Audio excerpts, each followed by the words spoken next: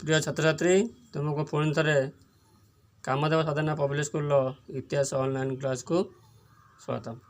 आज षष्ठ श्रेणी इतिहास पढ़ा नवम अध्याय एतिर अच्छी ख्रीष्टपूर्व 200 रु ख्रीष्टाब्द 300 मध्य भारत।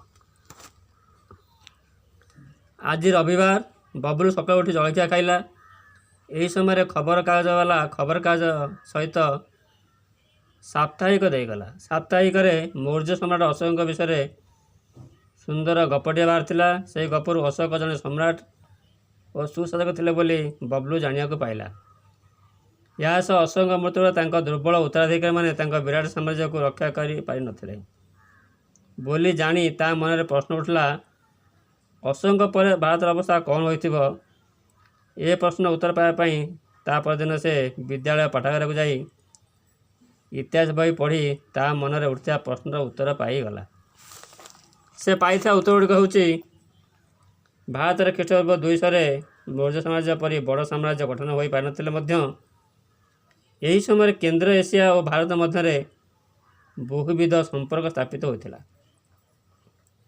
मौर्य शासन पर पूर्व मध्य और दक्षिण भारत में शुंग काणुओ और सातवाहन आदि वंश राजा माने शासन करुवा बेले पश्चिम भारत में केंद्र एशिया रे केतक शासक शासन करुथिले। प्रथम देखिबा भारतीय ग्रीक मानकर शासन। ख्रीष्टपूर्व द्वितीय शताब्दी रे उत्तर पश्चिम भारत को एकाधिक वैदेशिक जाति आक्रमण करथिले। यही आक्रमणकारी मानक मध्य उत्तर अफगानिस्तान आमुदरिया नदीर दक्षिण में अवस्थित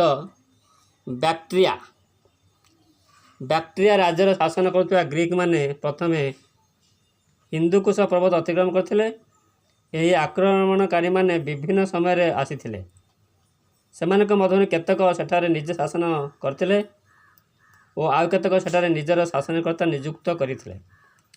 शक जातिर लोक मानकर प्रबल चाप जोगु एही अंचल शासक माने परवर्ती समय निजर शासन कार्य चलाई पार नथिले। यही समय चीन रे बृहत प्राचीर निर्माण हो जाइथिबारु शक माने चीन आड़ को अग्रसर हो पारि नथिले।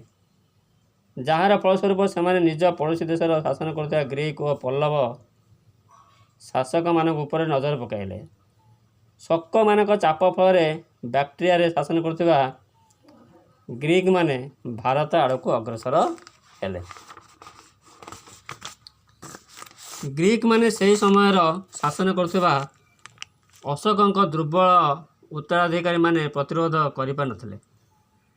फल बैक्ट्रिया शासन करुवा ग्रीक माने प्रथमे भारत उत्तर पश्चिमांचल अधिकार करथिले एवं पर अयोध्या और पाटलिपुत्र पर्यंत माड़ी आसिथिले बोली कहुए।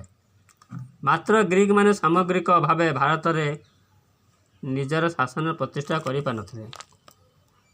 ग्रीक शासनकर्ता मानक मध्य मेनेंडर ख्रीष्टपूर्व 165 रु 145 प्रमुख थिले। केतक तांकु मिलिंद बोली कहती। से तांकर राजधानी साकल वर्तमान पश्चिम पंजाबर सियालकोट ठारे स्थापन करथिले। मेनेंडर बौद्ध गुरु नागार्जुन द्वारा बौद्ध धर्म दीक्षित होते और से नागार्जुन को बौद्ध धर्म विषय अनेक प्रश्न पचार। मेनेंडर पचार प्रश्न को नागार्जुन को देता उत्तर मिलिंद पनह नामक ग्रंथ लिपिबद्ध हो। भारतीय ग्रीक माने भारत में अनेक गुड़िया मुद्रा प्रचलन करथिले। यही सब है भारतीय ग्रीक मानकर मुद्रा। परवर्ती शताब्दी अन्य राजा मानकर मध्य मुद्रा प्रचलित होता। या छड़ा भारत में से बौद्ध शिल्प कलार पृष्ठपोषकता करते जहाँ को गांधार कला मध्य कहुए। तेणु बौद्ध शिल्प कला को मध्य गांधार कला कहुए। भारत में शासन करुवा ग्रीक माने कालक्रमे भारतीय संस्कृति और धर्म ग्रहण करते। आहरी परस्पर मध्य संपर्क बढ़ाई वैवाहिक संबंध स्थापन कर भारतीय नाम धारण करते जार फलस्वरूप से भारतीय पर परिणत हेले एवं सेमानकर मूल परिचय लोप पाईगला।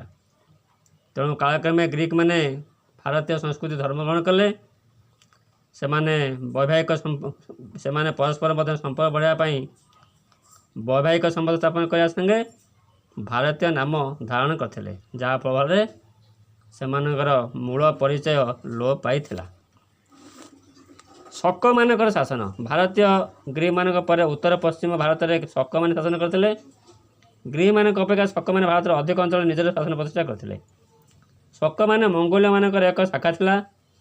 सेमाने प्रथमे सरदरिया नदीर पश्चिम भाग में बास करते।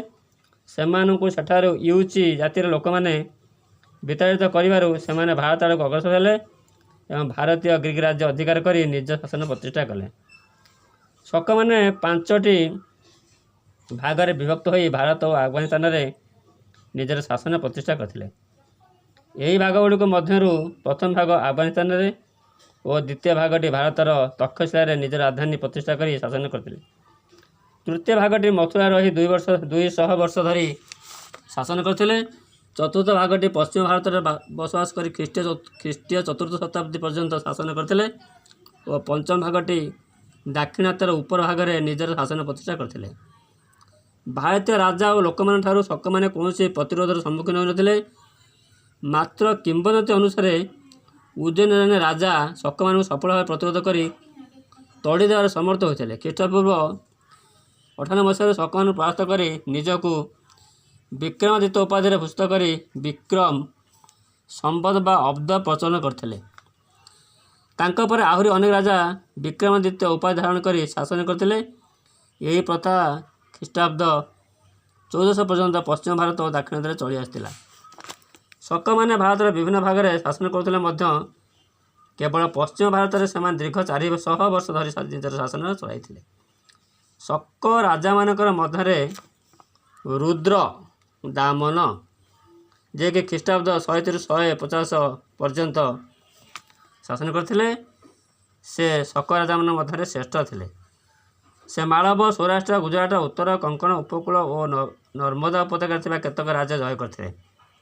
आहरी मध्य से मौर्य शासन काल में जल शासन पर तैयारी होई बहुत दिन व्यवहृत होई नथिबा सुदर्शन हृदर मरामती कराई सुनाम अर्जन करते। रुद्रदामन संस्कृत भाषा को अत्यंत भल पाते और एथिरे तांकर गभीर पांडित्य थिला। से विद्वान पंडित मानक सम्मान दे आदर करते। आहरी मत तांकर व्याकरण राजनीति संगीत और दर्शन क्षेत्र में पर्याप्त ज्ञान थिला बोली तांको समय एक प्राचीन शिलालिपिरू जनापड़े। से भारत में शासन करुवा सातवाहन लिच्छवी इत्यादि राज परिवार सह वैवाहिक संपर्क स्थापन करते। शक मैंने भारतीय लोक रीतिनीति और चलन सामिल होते और भारतीय संस्कृति ग्रहण कर ग्रीक मानक परी संपूर्ण भाव में भारतीय हो जाते। आज धन्यवाद।